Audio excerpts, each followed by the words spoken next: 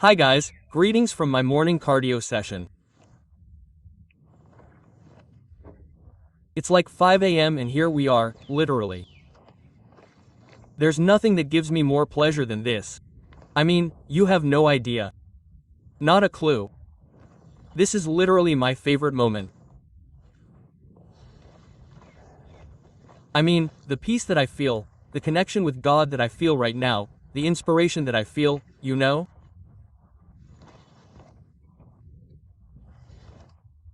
Oh, you don't make sense. This here is a weighted vest to make it harder, which is really noticeable, but I wanted to share with you because sometimes that's what comes to my mind. I have to tell this to the world, and if I don't do it right away, then you forget. And that's one of the things you have to learn. Never put it off until later, not until tomorrow, nothing. Do it all now, because all those thoughts that come to you, inspirations that come to you, are from God. They're from God, they're heavenly. And I wanted to share with you because it's something that people ask me a lot, how to get closer to God, how I got closer to God. And I want to tell you a little bit about my case, right? Because before, I wasn't someone who thought about God, who talked about God, nothing. I've been married to my wife for 9 years. We've been together for 9 years. And she's always been a woman of God, always, always. I didn't even know that she prayed. I had no idea what prayer was. She's always been, she never talked about it with me, she kept it to herself. I mean, little by little, obviously she's influenced me, I've gotten closer. But I want to tell you above all about everything that happened, and that is that each time I achieved more of the things I wanted in life, I got closer to God, right? I mean, as I was achieving goals, right? My physique, right? Living abroad, and working in what I wanted, money that I hadn't even dreamed of, cars, right? Sometimes I bought the Corvette, the Lambo, my wife, traveling, I mean, life, etc., etc. What happened? First, I went through a phase, right? Obviously, I stopped taking drugs, partying, and bad company. Friends who aren't really friends are enemies, party and drug buddies, and all that, are simply people. Although there are people who don't have to take drugs, I mean, there are people who don't take drugs and also aren't friends because they don't have a vision, they're not following the purpose that God has for them. They don't have good thoughts, they have bad thoughts, and that's just as bad, okay? But, as I was achieving more things in my life, there came a point where I literally didn't realize it again. I mean, I didn't realize that I had an emptiness, because supposedly I had everything. But, again, I started playing with partying, drugs, and it got to women, to wanting other women. And well, that whole phase of my life, I almost destroyed everything I built. I mean, I almost destroyed my business, okay? I put together a team, I left my business, I disconnected from my people, and that led me to boredom, which took away my desires, which led to a lot of bad things. Feeling alone, empty, without connection to anyone, and the most brutal thing I had built was the connection with all my students, right? That on the one hand, okay? I started to completely destroy my marriage. I mean, a couple of times, on my part, especially on my part, I almost ended it. It's crazy how the devil gets into your mind with the thoughts that create drugs, partying, the temptation of other women, the thought of seeing another woman. It's crazy, isn't it? I almost destroyed, well, with my family. I have literally always had a brutal relationship with my family, and I remember a phase where I literally got angry. I mean, and it's crazy to think about what it is now, right? Everything, absolutely everything, machines, everything was almost destroyed. God has always been with me in Jesus and has saved me from a lot of things. And one of the things, when you get to such crazy points where you don't listen to God and you go so far into the darkness, you don't wake up with circumstances, quite heavy external circumstances like a motorcycle accident, like an almost overdose of cocaine. And in those people who reach those points, we only wake up with a very, very heavy, very big external circumstance. But I wanted to share this so that you understand that just like I achieved all those things that were my dreams, right? Life, the country I lived in, the car I drove, Lamborghini, Ferrari, Rolls-Royce, Bugatti, everything. I mean, understand one thing. I really realized that I was empty. I mean, the step that I took, a big leap that I took, which was like, I think it was almost 2 years ago, a year and a half or so, when I started reading the Bible. That was a very big step, I mean, a very big step towards God. And that big step towards God was taken because at that time, no, I didn't do drugs. Yes, I did see other women outside of marriage. I hadn't partied for a long time, I hadn't done drugs for a long time, I had very good habits for a long time, okay? But there were external women still in lust, because lust is the final boss for men, it's the hardest thing to overcome, but I had an emptiness.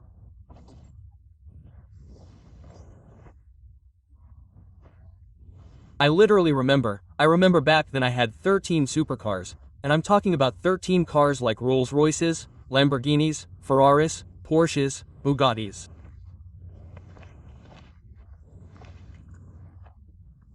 Literally the cheapest car there that I literally never used was a BMW GTS M4, which was like 90k, 80k, 100k or so. That was the cheapest, and after that it was a 300k car. That's crazy, and I remember this perfectly, I'll never forget it, on a 110-foot yacht, which again was already that greed of bigger and bigger and bigger and bigger. I always wanted everything bigger, everything more, to pile more, and it's filling that void, right? That I didn't know I had.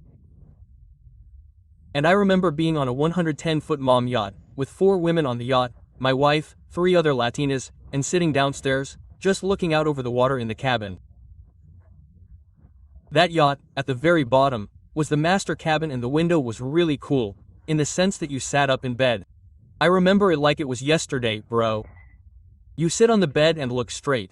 Maybe since you're sitting at eye level, you have the water, I mean, you can see the water a little bit below and above, it's brutal. And I was there and I felt totally empty. No, I wasn't enjoying my life at all. And I already felt like a knot in my chest, I felt like a knot inside me that I had to undo.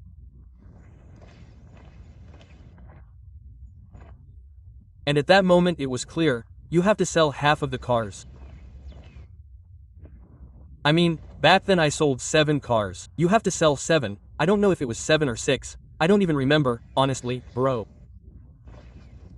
But it was making the decision in my mind, and I felt like a liberation, bro, literally like Jesus had freed me. In that moment I made the decision, I tested a contact, I told him the cars.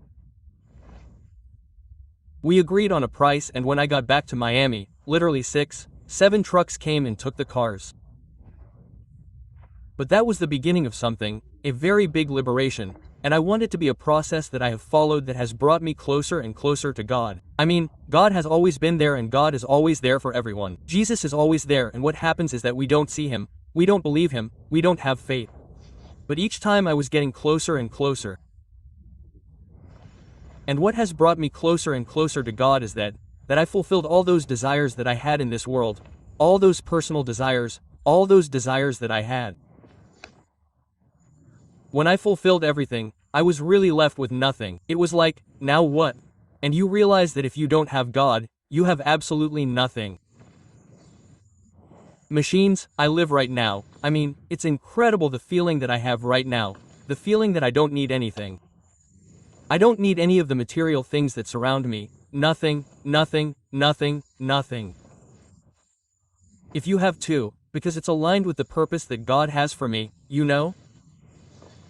But I don't need it, I mean, not even the SVJ. The SVJ, which you all know, who have followed me for a long time, is the car that I like the most, the car that I have literally desired the most in my life. It's my favorite car. It's still my favorite car to this day, and I doubt that there's another car that can surpass it. Yeah, I love how the Pagani looks. It's incredible, everything is beautiful, but the SVJ is my favorite car. I don't even need that car, bro. It's literally been sitting for like 3.5 weeks now, because a part broke. It just arrived. I'm going to change it this Saturday. Mechanic Alex, who is a friend of mine and a follower, who works at Lamborghini, he changes it for me on Saturday. It's been sitting there for 3.5 weeks, almost a month, and I can't use it. And I don't care at all, brother. I don't care. And you'll say, well, Yos, why don't you sell it? It's like, why would I sell it unless God tells me to and I feel like I have to sell it? I'm not going to do it. Do you understand? I mean, life is a game. This physical life is a game, and money is part of it.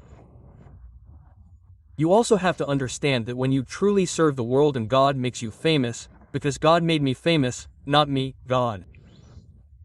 God made me rich, God made me famous, it's for a reason, do you understand? I have a specific mission in this world, just like you, and I'm clear about what it is, and God keeps revealing new things to me about that mission. And I know that my mission is largely to give faith, do you understand? And if I have those material things, it's because God gave them to me so that I can give faith to other people, to show that it is the way and it is the way, but I don't need it. That's the best feeling. But I wanted to share this with you because if you can speed up or get closer to God sooner rather than later, that is the best gift, it is the greatest blessing that one can experience. And that's why I share my story with you without mincing words. I literally don't care what people think of me. I don't care at all about humiliating myself. I don't care at all about making myself look inferior to other people. Many times my ego just wanted to make me look superior to others.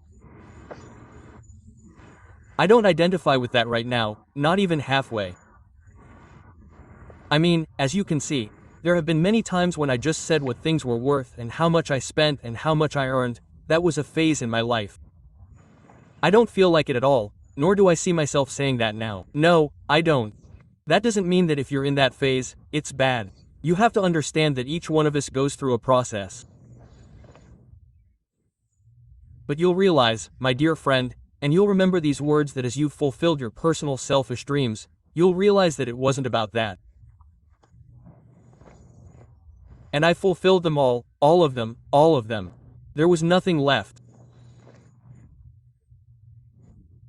I've done everything I wanted to do, experimenting with women, threesomes, foursomes, flying in boats and yachts and in the life of going to the best restaurants in the world with 4 big women in a movie that I don't know, that was like nothing, more and more empty. It wasn't that. And you realize that Jesus and God and the Holy Spirit that Jesus gives us is the only thing we need, literally. It fills us, it makes us complete regardless of what job we have, what employment, what business, how much we generate, where we live. It doesn't matter, it's the most brutal thing of all. So, machines, I wanted to share this with you.